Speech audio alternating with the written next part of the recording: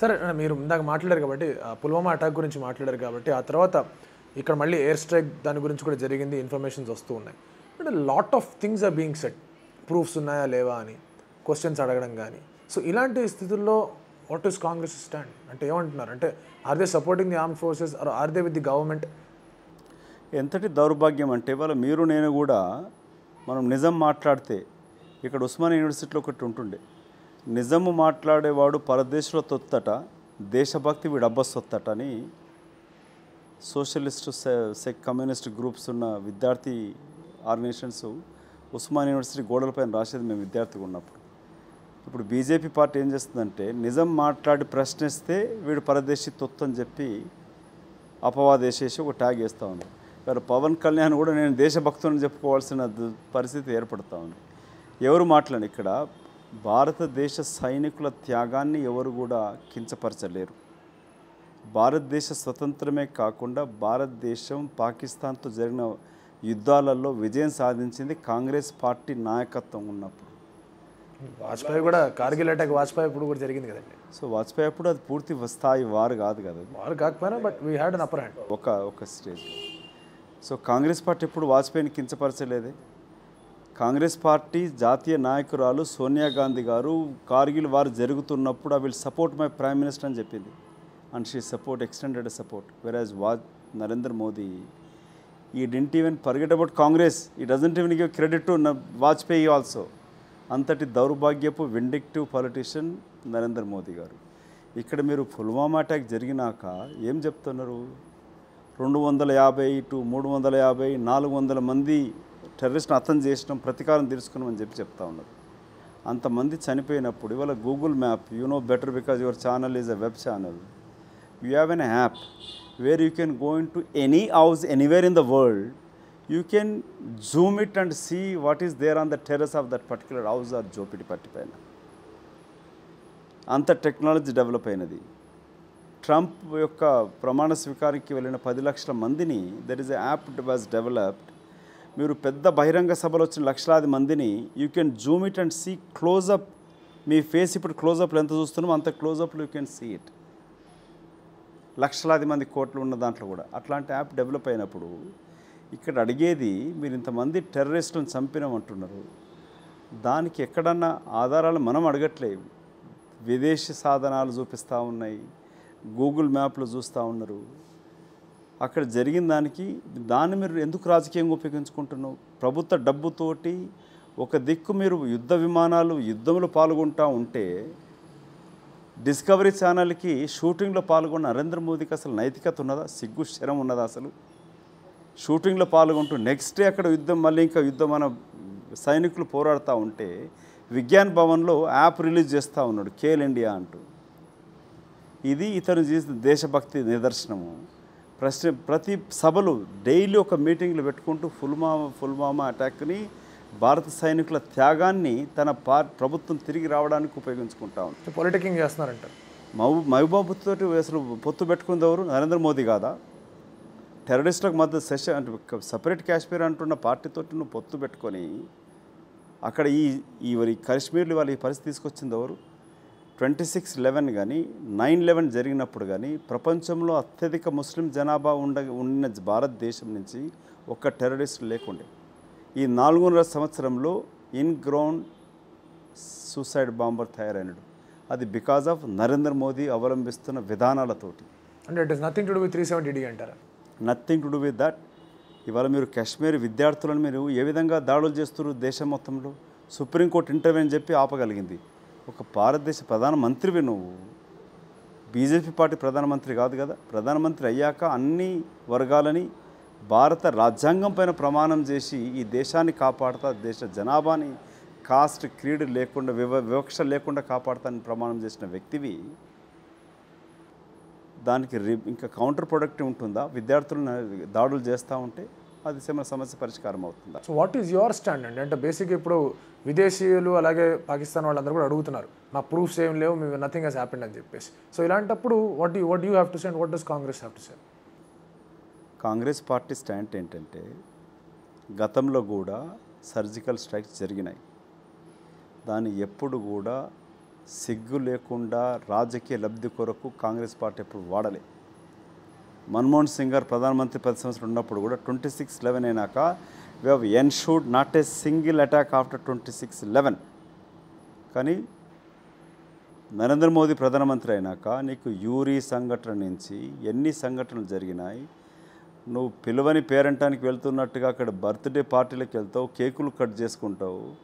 వెంటనే పఠాన్కోట్లో అటాక్ జరిగింది. భారతదేశంలో చొచ్చుకొచ్చి కొట్టినారు. మనం రాత్రులు వెళ్ళి బాంబులు వేస్తే పగటిపూట వచ్చి వాళ్ళు దాడులు చేశారు. డే టైంలో వచ్చి పాకిస్తాన్. ఇది యుద్ధం పరిష్కారం కాదు. ఒక తరఫున నువ్వు ఎన్ఎస్ఏలతోటి నేపాల్లో బ్యాంకాక్లో చర్చలు చేస్తున్నానంటావు, అది దేశ ప్రజలకు వివరించవు.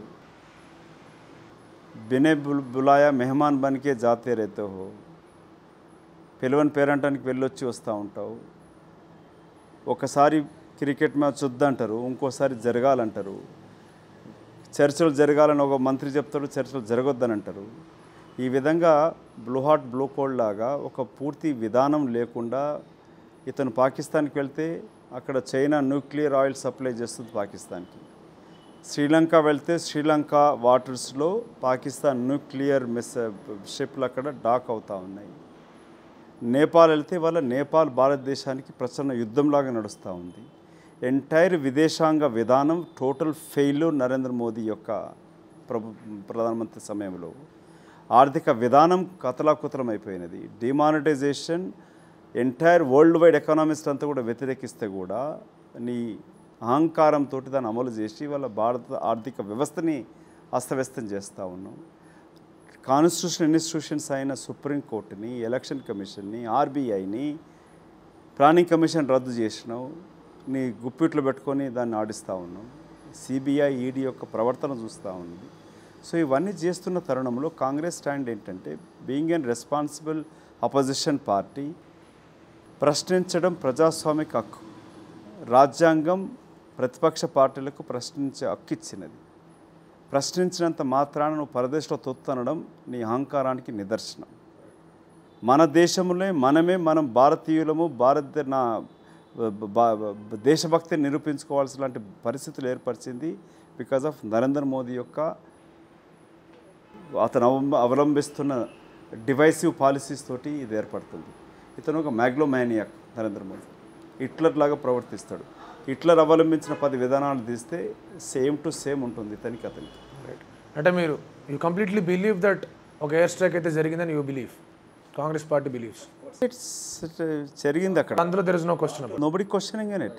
Nobody questioning the credibility credibility of the armed forces. Right. We believe whatever armed forces says, we saluted it. Rahul Gandhi salute చేసినాడు. Why Nirmala Sitharaman coming and saying now we cannot give a count? వాళ్ళ మంత్రుడు 400 అంటాడు, వాళ్ళ అధ్యక్షుడు 350 అంటాడు, ఇంకో మంత్రి 250 అంటాడు, పీయూష్ గోయల్ 250 అంటాడు. సో ది డిఫెన్స్ మినిస్టర్కే తెలియదు ఎంతమంది వచ్చారనేది.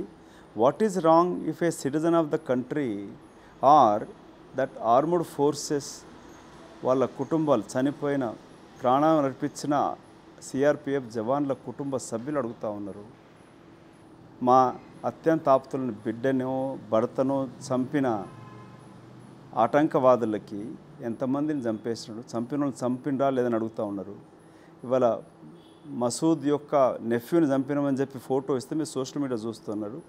వాడు బయటకు వచ్చి నేను బతికే ఉన్నా అని చెప్తున్నాడు.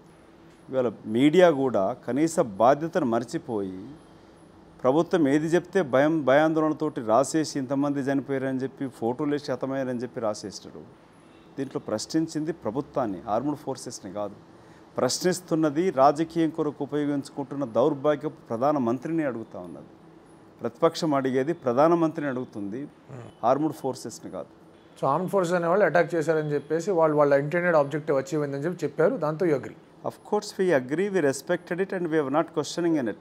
We are only questioning politicizing and using it for personal benefit and సిగ్గు శరం లేకుండా బూత్ వర్కర్లతోటి మీటింగ్లు పెట్టుకుంటున్న బీజేపీ పార్టీ నాయకులని, ప్రధాన మంత్రిని. అంటే సార్ ఒక విషయం చెప్పండి, అంటే you have been in US, you know it. ఒక డిప్లొమాటిక్గా లేకపోతే పాకిస్తాన్ నుంచి ఒక స్టేట్మెంట్స్ ఇచ్చి, ఒక ఎర్రర్ స్టేట్మెంట్స్ ఇచ్చిన తర్వాత they want to submit proofs అనే ఆలోచనలో వీళ్ళు ఉండొచ్చు కదా. అంటే Is there a possibility? No. See, nowadays, as I said it, the technology is so much advanced. Right. They went to the site which you have shown. Secondly, there is a media in Pakistan also. There is an international media. If you think that some 250 to 400 people killed, they don't cremate them. Palestinian Israel war nadusta undi. Iraq pai nadichinnadi. Don't you see the pictures? So what is wrong in asking? First of all, అది proof అనేది armoured forces కొట్టిందని అడగట్లే. అంతమంది ఆటంకవాదులను చంపేస్తే మంచిదే కదా, అసలు అక్కడ స్థావరాలు నిర్మించుకొని ఉన్నారా, దానిపైన ప్రశ్నిస్తూ ఉన్నారు.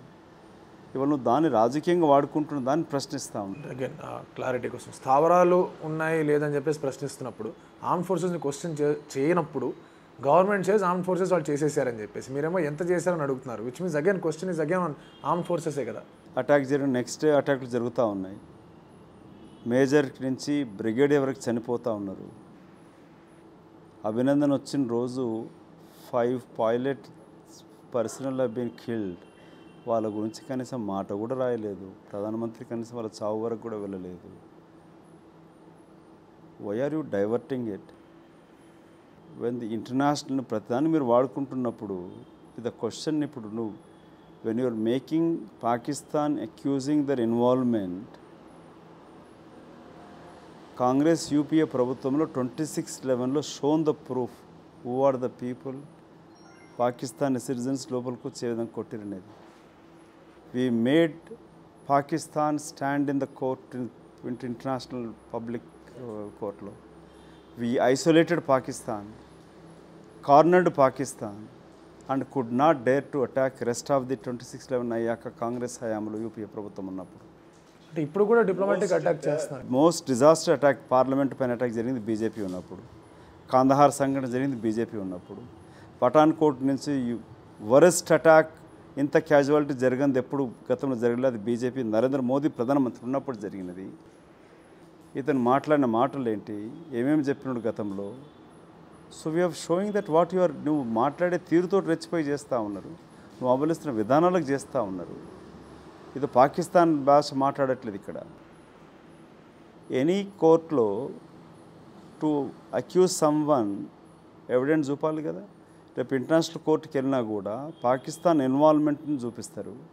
మనం క్లియర్గా చూపించాం 26/11 తర్వాత, అందుకే ఐసోలేట్ చేయించగలిగాం. But because of Narendra Modi's wrong policies we're facing this situation. ఇట్లాంటి అటాక్ అయిందంటే నరేంద్ర మోదీ నాయకత్వ లోపంతో జరిగింది. ఇక్కడ ఇంటెలిజెన్స్ ఫెయిల్యూర్ పైన ఎందుకు మాట్లాడట్లే? Why anyone is not questioning which is the car used by the terrorist? Why media is not questioning? అది ఇండియాలోనే జరిగింది కదా, రిజిస్ట్రేషన్ ఉండాలి కదా వెహికల్కి. అది ఏ బండ్లు వచ్చినాడు? మీరు 9/11 అమెరికాలో తీస్తే ఏ ట్రక్ అయితే దాంట్లో కిందికి వెళ్ళిందో వాడు ఎక్కడ న్యూజెర్సీ ఉండో వాళ్ళని పట్టుకొని చెప్పి అక్కడి నుంచి they tracked which are the terrorist have come. ఇక్కడ 300 కిలోమీటర్లు నడిచి వచ్చిన కారు ఎవడిది, ఎట్లా వచ్చినాడు, అంత అమ్యునిషన్ ఎట్లా వచ్చింది, దానిపైన ఇన్వెస్టిగేషన్ ఎందుకు జరగట్లే, ఎందుకు ప్రజలకు చెప్పట్లే? That is the critical question here. So అది మీరు అడిగినప్పుడు మీరు definitely you would have asked, మీకు వచ్చిన సమాధానం ఏంటి? సో ప్రధానమంత్రి సమాధానం చెప్పాడు కదా, నన్ను చంపేస్తానని చెప్పి అబద్ధాలు చెప్తా ఉంటాడు కదా. సిగ్గు లేకుండా రాజకీయ సభలు పెట్టుకొని దేశం అంతా తిరుగుతూ ప్రచారం చేసుకుంటున్నాడు కదా. ఇంతకన్నా దౌర్భాగ్యం ఇంక ఉండదు కదా. సో మరి దీనికి లాజికల్ ఎండ్ ఏంటి మరి? How to ensure that the intended? Well, the coming elections will prove. The people of India will teach a lesson to ప్రధానమంత్రి who shamelessly propagate himself, use every opportunity. కన్న తల్లిని కలుస్తానికి పోతే కూడా video camera తీసుకెళ్ళి ప్రచారం చేసుకునే వ్యక్తి గురించి ప్రజలు గుర్తిస్తూ ఉన్నారు. Like and subscribe Eagle Media Works.